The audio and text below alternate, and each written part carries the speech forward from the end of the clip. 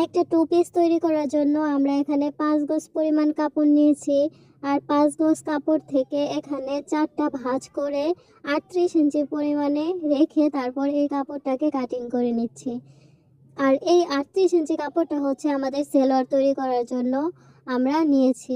আর 38 ইঞ্চিতে যেহেতু আমরা সেলোয়ারটা তৈরি করব না, আমাদের সেলোয়ারটা আরও একটু লম্বা হবে, যেহেতু আমরা টু পিস তৈরি করব আর এটাতে আমরা এক ধরনের লেস ইউজ করব, তাই এই কাপড়টাকে আমরা 38 ইঞ্চি পরিমাণেই কাটিং করে নিচ্ছি।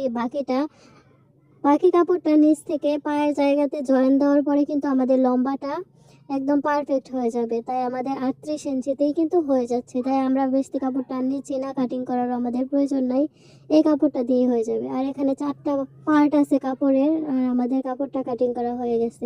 আমাদের সালোয়ারের কাপড়টা আমরা এখানে 13 ইঞ্চিতে মার্ক করে নিচ্ছি। এটা হচ্ছে কোমরের মাপ, আমরা কোমরের মাপটা 13 ইঞ্চি দিয়ে নিচ্ছি। এটাকে যখন আমরা 4 দিয়ে গুণ করবো তখন কিন্তু 52 ইঞ্চি পরিমাণ হয়ে যাবে আমাদের কোমরের যে পাঁচটা আছে ওই পাঁচটা। যেহেতু অনেকেই আছেন চাপাচাপি কাপড় পরতে পছন্দ করেন না, তাই এই 13 ইঞ্চিতে মার্ক করে নিচ্ছি, যেন আমাদের কোমরের যে ঘেরটা আছে সেটা যাতে অনেকটা বড় হয়। আর আমরা এখানে আমাদের সালোয়ারের হিপের মাপটা আমরা এখানে 15 ইঞ্চিতে মার্ক করে নিচ্ছি। আর আমাদের সালোয়ারের হিপের মাপটা আমাদের প্রয়োজন 14 ইঞ্চি পরিমাণ। আর এটা যখন আমরা রাউন্ড করব তখন কিন্তু এই 15 ইঞ্চি থেকে আরও 1 ইঞ্চি বেড়ে 16 ইঞ্চিতে চলে যাবে। অর্থাৎ আমাদের রাবারের জন্য থাকবে 2 ইঞ্চি পরিমাণ, আর আমাদের হিপের মাপটা থাকবে 14 ইঞ্চি পরিমাণ।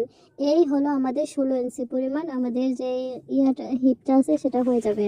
আমরা যেহেতু সালোয়ারের লম্বার মাপটা 38 ইঞ্চি রেখেছি, তার উপরে এখান থেকে আবার রাবারের কাপড়টা অ্যাড করব, তাই আমরা এখানে 6 ইঞ্চি পরিমাণে নিয়ে নিচ্ছি সালোয়ারের যে মোহরি আছে পায়ের মোহরি সেটার মাপ। আর এই নিচের পাটা আমরা রাখবো, মোহরিটা রাখবো 5 ইঞ্চি পরিমাণে, তাই এখানে আমরা 6 ইঞ্চি পরিমাণে এখানে ড্রয়িং করে নিচ্ছি।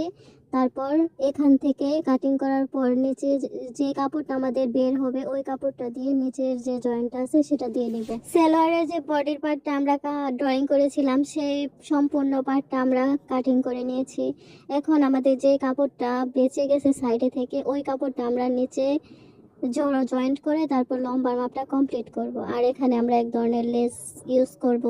লেসটা কিন্তু আমরা একটা এখানে ডিজাইন করার জন্য ব্যবহার করছি, তাই এই কাপড়টাকে কাটিং করে শর্ট করে কাটিং করে জয়েন্ট করে নিচ্ছি। এটাকে আবার কেউ কাপড় কম দেয় এটা মনে করবেন না, আপনারা ওইটা করতে পারেন। এক্ষেত্রে কাপড়টা কিন্তু অনেকটা বেঁচে যাবে, যেহেতু আমরা এই ডিজাইনটা করবোই। সবাইকে অনেক অনেক ধন্যবাদ। আসসালামু আলাইকুম।